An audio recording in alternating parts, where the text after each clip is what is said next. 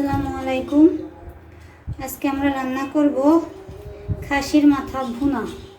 তো খাসির মাথা ভুনা করার জন্য প্রথম আমি খাসির মাথা সুন্দর করে পরিষ্কার করে গরম পানি দিয়ে ধুয়ে রেখেছি। এবার এতে মশলা দিব।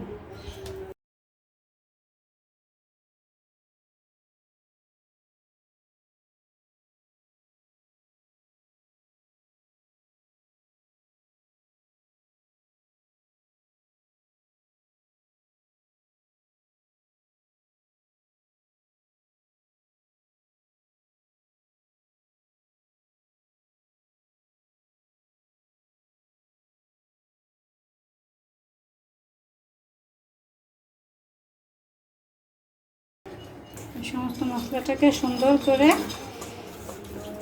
এর সাথে আমি মাখিয়ে নেব।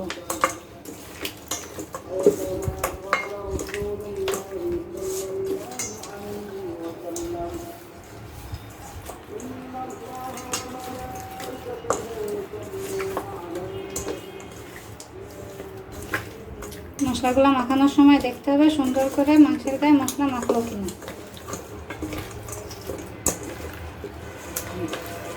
সুন্দর করে মাখানো শেষ। এবার আমি ম্যারিনেট করার জন্য এটাকে 15 থেকে 20 মিনিট রেখে দেব।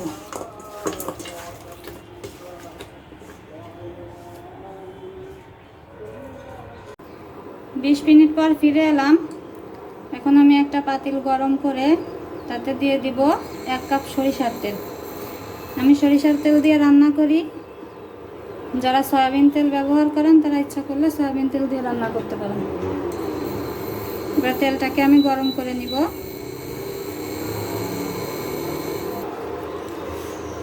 তেলটা গরম হয়ে গিয়েছে।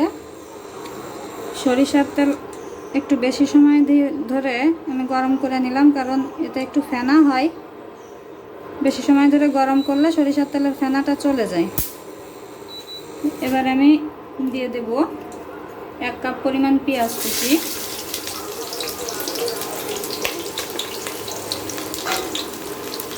পেঁয়াজ কুচিটা দিয়ে একটু সময়ের জন্য আমি পেঁয়াজ কুচিটা ভেজে নিব।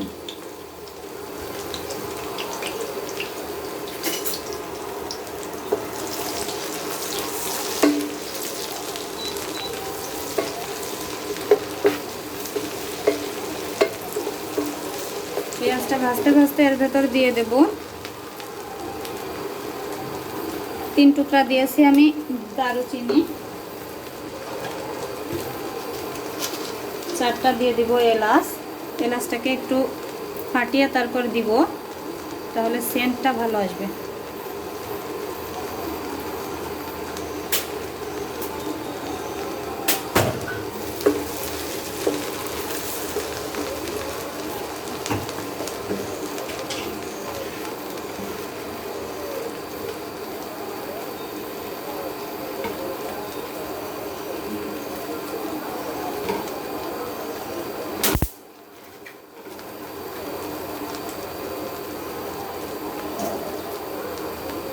এবারে এর ভিতর দিয়ে দিলাম আমি 2টা তেজপাতা আগে থেকেই কেটে রাখছিলাম, সেটা দিয়ে দিলাম।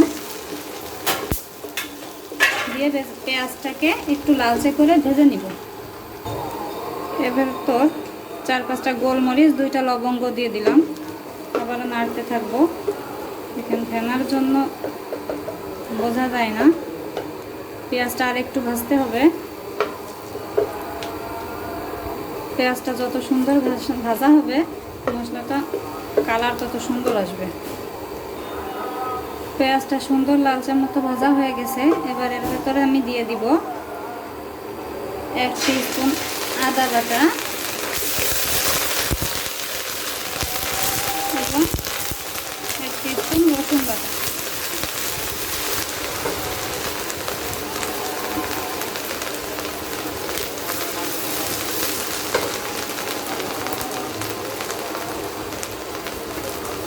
তার সাথে রাখছিলাম 1/2 টিস্পুন জিরা বাটা, 1/2 টিস্পুন ধনিয়া বাটা এবং মরিচের গুঁড়া আবার দিয়েছি 2 টিস্পুন। আমরা মরিচ একটু বেশি খাই, মরিচ যার যার স্বাদ মতো বুঝে দিয়ে দিবেন।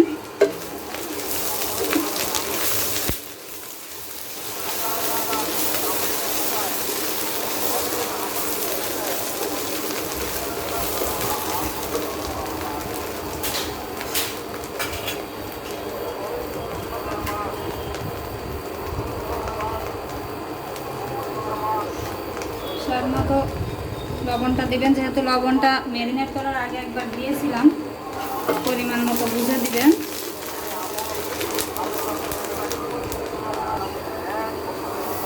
মশলাটা সুন্দর করে হালকা একটু পানি দিয়ে দিলাম, যাতে মশলাটা পুড়ে না যায়।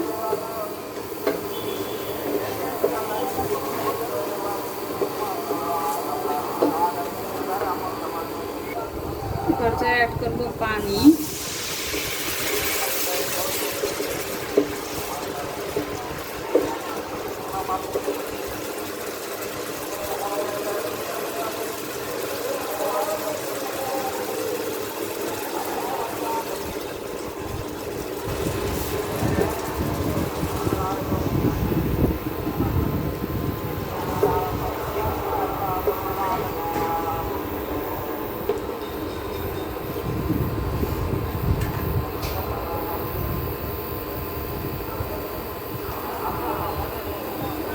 হাফ টিস্পুন হলুদের গুঁড়া দিয়ে দিলাম।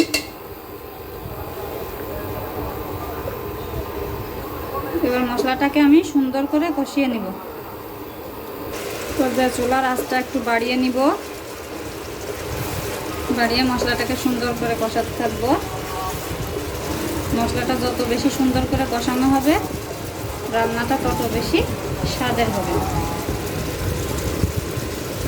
মশলাটা দেখেন তেলটা অনেকটাই উপরে ভেসে আসছে।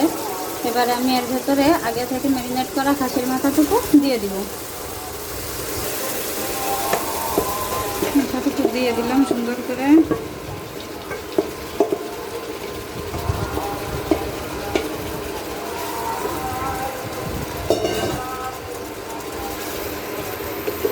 সুন্দর করে নাড়িয়ে এটাকে মশলার সাথে মিশিয়ে নেব।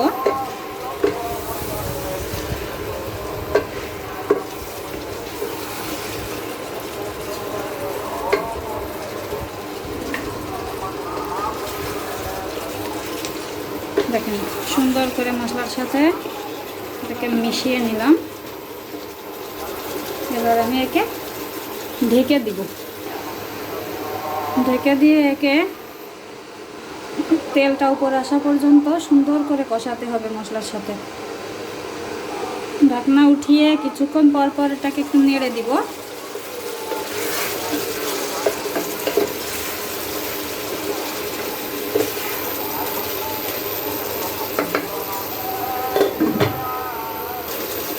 দেখেন ঢাকনা তুলে আবারও একটু নেড়ে দিলাম। মাংসের কালারটা চেঞ্জ হওয়া শুরু করেছে।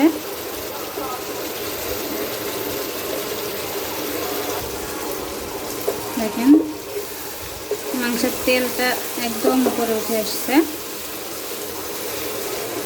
কষানো প্রায় শেষ।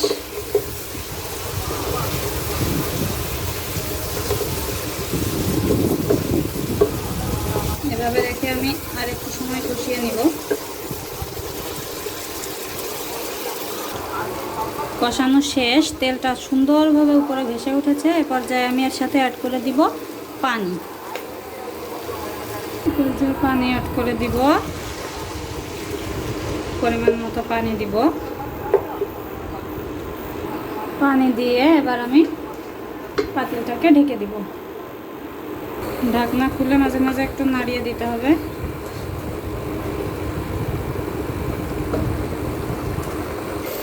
আবারও ঢাকনা খুলে একটু নাড়িয়ে দিলাম।